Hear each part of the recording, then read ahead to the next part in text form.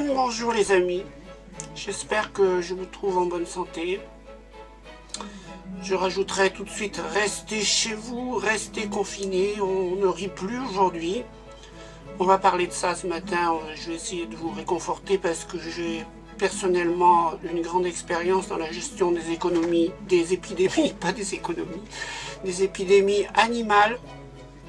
J'en ai affronté plusieurs dans ma carrière d'éleveuse et j'ai pas eu que des petits élevages dans ma carrière professionnelle. J'ai élevé à peu près tous les animaux, mais en quantité importante. Et à un moment, j'avais un élevage où j'avais 20 000 poulets. Actuellement, j'ai un important élevage de moutons. Donc, j'ai eu affaire plusieurs fois dans ma vie à des épidémies et je vais vous en parler un petit peu parce que je vois la façon dont ils gèrent l'épidémie qui nous concerne nous au niveau humain. Et c'est pas tellement différent de la façon dont on gère les épidémies animales, donc on la vaincra. Mais je vais vous donner un petit peu des précisions sur la conduite à tenir face à des épidémies. Concernant la Watchtower, eh bien, je dirais que c'est le calme plat. Eux qui se croyaient très malins, qui disaient que même Hitler n'avait pas réussi à les faire taire, eh bien, ils ont trouvé leur roi du Nord. C'est un tout petit truc qui s'appelle le Covid-19. Il a fait taire la Watchtower, il a annulé le mémorial. Bon, alors le plus honteux dans cette affaire, c'est d'ouvrir jw.org. Là, vous avez absolument rien sur le Covid-19, comme si c'était rien passé. Il n'y a même pas une note encourageante aux témoins de Jéhovah ou à la population, il n'y a rien. Il y a eu un discours fait par un membre du Collège central adressé à des pays où il n'y a pratiquement pas de Covid. C'est assez bizarre. Pour parler de ça justement, il n'y a pas eu rien du tout ailleurs. Je sais pas, ce matin j'ai reçu une info comme quoi le collège central s'en foutait, c'était normal, c'était un signe des temps de la fin, donc il allait avoir des épidémies, il allait avoir des morts, peu importe, de toute façon à Armageddon il y en aura beaucoup plus, donc pour eux c'est tout à fait normal. Après tout il y a plein de morts en Italie, bien fait, c'est des gens du système de choses, il y a quelques TJ, il y a des dommages collatéraux, c'est pas bien méchant. Ça vous donne un petit peu toute la sollicitude et le grand amour chrétien du collège central qui en a vraiment rien à foutre. Eux, ils ont leur pognon à l'abri sur un compte et puis après tout, ce qui se passe à côté, c'est pas leur sujet. Voilà. Je sais pas, j'aimerais bien qu'il y ait une épidémie de coronavirus à Warwick et qu'ils soient tous en train de tousser et qu'il n'y ait plus de jw.org non plus à la télé. Voilà. J'en dirai pas plus, on va attendre que ça se passe au niveau du mémorial, voir un petit peu comment ils font, comment ça se passe, et puis on en reparlera.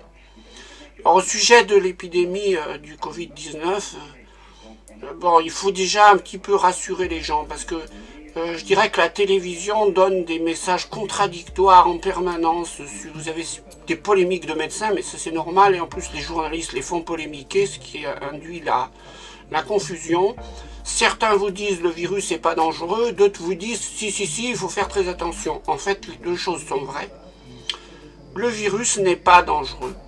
Le problème, il est qu'il nous affecte alors que nous n'avons aucune immunité. C'est ça le problème. C'est ça le problème. Nous n'avons pas d'immunité.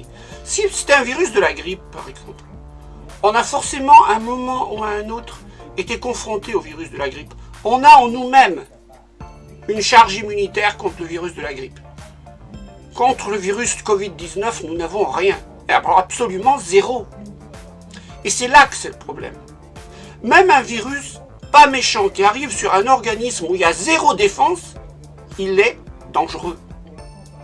Pensez aux populations des Aztèques et des Incas qui ont été éliminés, qui ont disparu. Ils ont disparu par quoi? Par la guerre que leur ont fait les conquistadors espagnols? Non. Simplement par les maladies qu'ont amené ces gens-là. Parce qu'ils n'avaient absolument aucune défense immunitaire. Ils ont rayé de la carte les Incas et les Aztèques, qui étaient des puissantes civilisations avec des virus que les Européens portaient et qui pour eux ne représentaient plus aucun souci. Donc, quand on a affaire à un virus nouveau, même s'il n'est pas dangereux, il faut le prendre au sérieux. Je connais ça en élevage. Je vais vous raconter ce qui m'est arrivé avec des brebis à une certaine époque et un virus que je considérais comme étant bénin. C'était il y a au moins 20 ou 25 ans. J'avais des brebis déjà. J'en achète un lot supplémentaire parce que je voulais augmenter ma troupe. J'achète 24 brebis qui me paraissaient très saines, très jolies, très propres, impeccables. Et je les ai introduites avec les miennes. Ces 24 brebis sont toutes mortes. Toutes! J'en ai pas gardé une. Vous savez pourquoi? Parce que mon troupeau à moi était contaminé par un virus que je ne fais pas attention. Il s'agit de l'ecthyma contagieux. C'est un virus dont les moutons, la plupart des troupeaux, sont porteurs. Mais on n'y accorde aucune importance. Bon, c'est un virus, quand les bêtes sont malades, ça provoque des croûtes cutanées, en particulier au niveau des lèvres, de la bouche, de la mamelle, etc. Ça fait des croûtes sanguinolentes qui sont pas belles du tout. Mais en principe, je vous dis, moi, mon troupeau, il est infesté de cette maladie, mais c'est pas un problème. Oh, de temps en temps, sur une brebis qui vient d'agneler, qui a une petite baisse de défense immunitaire, on a une croûte à la mamelle, ce qui des fois pose problème pour la teuté de l'agneau et pour l'agneau qui lui-même, au contact de la croûte qui est chargée en virus, prend également des croûtes sur les lèvres. Mais ça va jamais plus loin, ça reste bénin. Mais là, des brebis pas du tout immunisées contre ce virus, qui est bénin, en sont mortes. Dans le même ordre d'idées, il y a quelques années en Vanoise, là, juste derrière dans la montagne, des brebis qui étaient contaminées au virus ont eu des contacts avec les chamois et les bouquetins de la Vanoise. Elles les ont contaminés au virus de l'ecthyma. Il y a eu une hécatombe parmi les bouquetins et les chamois de la Vanoise, justement parce qu'ils étaient face à un virus nouveau qui est tout à fait bénin. Donc, c'est pour vous prouver que c'est pas différent pour nous. On n'a pas quelque chose de méchant, mais nous n'avons pas d'immunité. D'où le risque. C'est pour ça que c'est pas dangereux, mais c'est risqué. Et après, il y a une autre chose qu'il faut comprendre. C'est la quantité de virus que vous allez ingérer. Ça aussi, je connais en élevage, moi. Si dans votre nez, il rentre 5 virus, bon, votre défense immunitaire va se mettre au travail, 5 virus qui va se multiplier, mais on part de 5. Donc, le temps que le virus se multiplie, votre défense immunitaire commence à travailler pour faire des globules blancs qui vont se défendre. Bon, le match est équilibré. Si vous prenez 50 000 virus à la fois, vos défenses immunitaires, elles sont débordées. Vous tombez malade et vous mourrez. C'est pour ça que, par exemple, en Italie, vous avez des virus, vous avez des morts en quantité comme ça. Ça dépend de la quantité de virus que vous ingérez. Là aussi, je connais le problème en élevage. Je vais vous dire. On a le problème avec les petits agneaux d'une maladie parasitaire qui s'appelle la coccidiose. La coccidiose, c'est une maladie que portent les adultes. Les brebis sont porteuses de coccidiose, mais pour elles, il y a des défenses immunitaires, ça pose pas de problème. En tout cas, dans leur crotte, il y a des œufs et des coccidies. Les agneaux qui naissent, eux, ne sont pas immunisés contre cela. Pour eux, ça va être un problème. Parce qu'ils vont être au contact des crottes des adultes, ils vont développer cette maladie parasitaire de l'intestin qui détruit l'intestin, et si l'infestation est massive, ça crée des entérites hémorragiques, et au bout du compte, l'agneau meurt. L'agneau meurt d'hémorragie. Il y a quelques années, on ne s'embêtait pas. À 1 mois de naissance, on faisait un traitement généralisé de tous les agneaux, on en refaisait un autre à 2 mois, basta. Seulement, on a eu beaucoup de molécules qui ont été supprimées, qui ont été interdites. On n'avait plus de moyens de traitement, ou alors des traitements à des prix qui sont tout à fait rébarbatifs. J'ai réfléchi, j'ai dit on va essayer autre chose. Ce que j'ai mis en place, c'est un protocole d'hygiène, parce que vous observez un petit agneau quand il est né, c'est des bébés, hein. Ils passent leur temps à téter, ils passent leur temps à lécher les barrières, à lécher la litière, à lécher tout ce qu'il y a dans leur environnement. Et leur environnement, il est quoi? Il est chargé en coccidie. Donc j'ai dit, ce que l'on va faire, c'est qu'on va investir dans une machine à la vapeur, on va nettoyer les barrières, on va nettoyer les murs, on va nettoyer tout ce qu'il y a dans l'environnement. Plus aucun agneau ne naît que dans un environnement propre, où les barrières sont brillantes, où les planches sont décapées, où le sol est abondamment paillé, et où il y a absolument plus de charges parasitaires dans l'entourage. Depuis qu'on fait ça, on ne traite plus la coccidiose, et je n'ai plus d'agneaux malades. Tout simplement, qu'est-ce que j'ai fait? Est-ce que j'ai supprimé la coccidiose sur les adultes? Non, elle y est toujours. Mais la charge parasitaire que reçoit l'agneau, elle est bien inférieure à celle qu'il recevait avant. Quand il lèche une planche ou une barrière maintenant, il lèche quelque chose de propre. Avant, il léchait quelque chose qui était infesté de coccidie. Résultat, la charge de parasites qu'il recevait était tellement élevée que le pauvre agneau, ses défenses immunitaires, elles étaient débordées. Eh bien, c'est la même chose avec nous. Si vous recevez 50 000 virus à la fois, vos défenses immunitaires seront débordées. C'est pour ça qu'il faut rester chez vous, rester confiné. Face à une maladie de ce genre, il ne faut pas, je dirais, écouter le gouvernement, c'est bien, mais le gouvernement, c'est pas notre maire. C'est pas lui qui doit décider pour nous. C'est vous, il faut faire marcher votre bon sens, il faut faire marcher votre état d'esprit critique et surtout pratique. Moi, je vois plusieurs choses à faire. Personnellement, c'est ce que j'ai mis en place. D'abord, c'est vous sortez pas, vous restez confiné.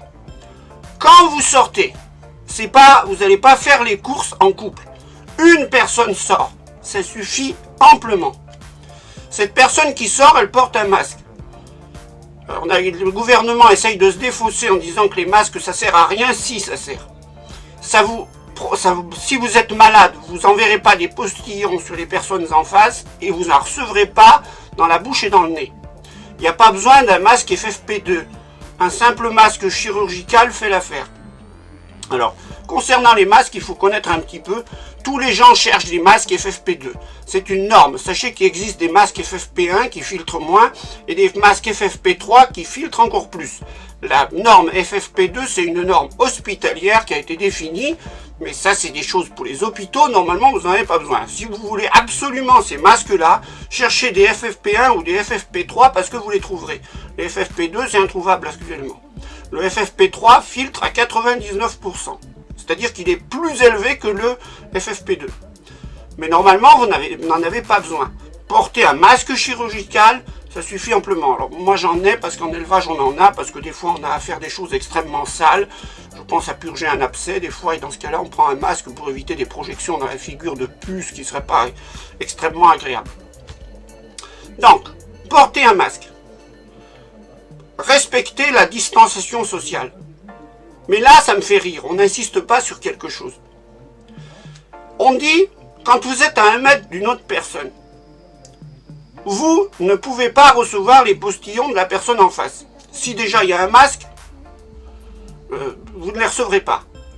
Mais où vont ces postillons chargés de virus Covid-19 si vous ne les prenez pas sur vous? Ils vont par terre. En tout cas, vous marchez dedans après. Donc ça veut dire que vos chaussures sont extrêmement sales. Lorsque vous rentrez chez vous, défaites vos chaussures à l'extérieur. Ne les rentrez pas dans la maison, parce que sous vos semelles de chaussures, il y a une quantité importante de charge virale. Si vous les mettez dans la maison, que vous avez des enfants qui jouent par terre, ou qu'ensuite vous vous promenez pieds nus dans la maison et que vous allez vous coucher, vous emmènerez des virus dans votre lit. Donc, faites attention en laissant vos chaussures à l'extérieur. Si vous voulez faire encore mieux, passez vos chaussures dans un pédiluve, c'est-à-dire dans une solution désinfectante. Puisque vous êtes confiné, prenez le temps de faire le ménage plus à fond. Désinfectez votre sol. Je ne sais pas à quoi vous faites votre sol, mais mettez peut-être un petit peu de javel ou d'alcool médical ou à 90, mais ça sent. Et faites votre sol comme ça, plus régulièrement.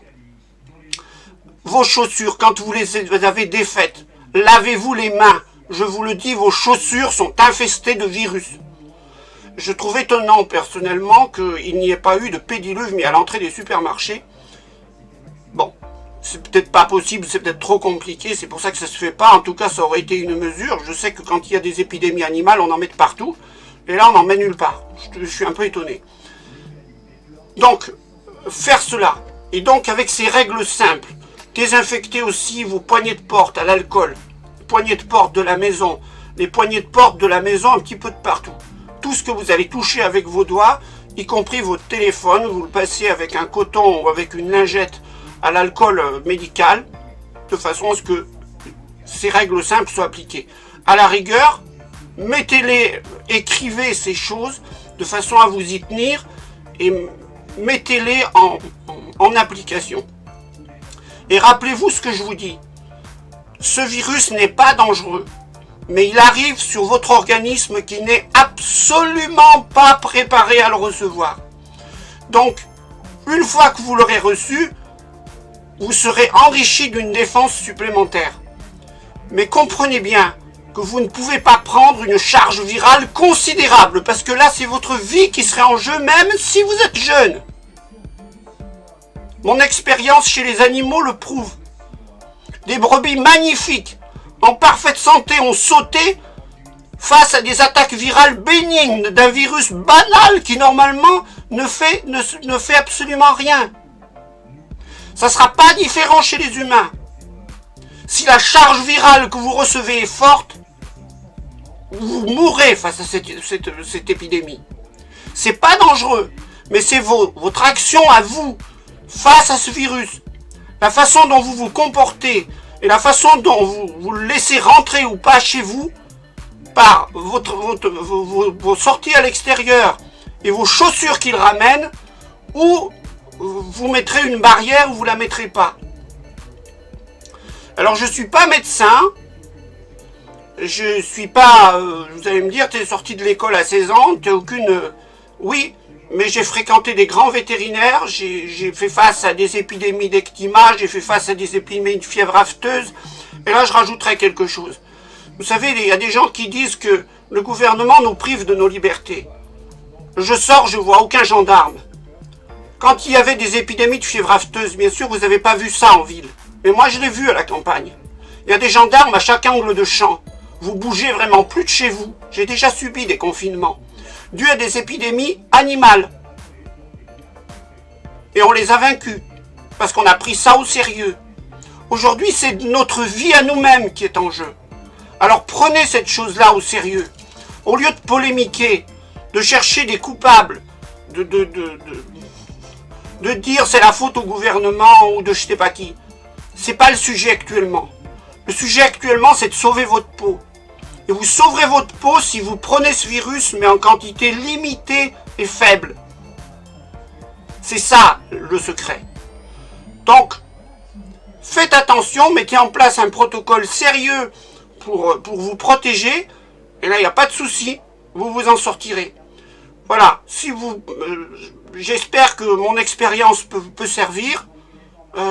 J'ai quand même j'ai une expérience dans ce genre de choses qui concerne les animaux, mais c'est pas différent, et ça prouve que notre biologie, elle n'est pas différente des animaux non plus. Alors je vous souhaite bon courage, vous restez confinés. C'est vrai que moi j'ai dans cette affaire un petit peu un privilège, parce que je vis à la campagne, donc le confinement, bon bah ça concerne uniquement la période où je sors. Quand je suis chez moi, bon bah je continue de travailler dans mes terres. La seule chose que je vois de différent, c'est que je suis seul au monde. Il n'y a plus personne dans les parages, absolument plus personne. Il n'y a plus de promeneurs, il n'y a plus de randonneurs dans les sentiers, il n'y a plus de cavaliers, il n'y a plus de quad, il n'y a plus rien du tout. Tout a disparu, ça fait bizarre de se retrouver seul au monde, mais bon, je tiens le coup aussi. Et puis, prenez soin de vous et faites attention. Allez, bisous, je vous revois la semaine prochaine et en bonne forme. Faites attention à vous, prenez soin de vous.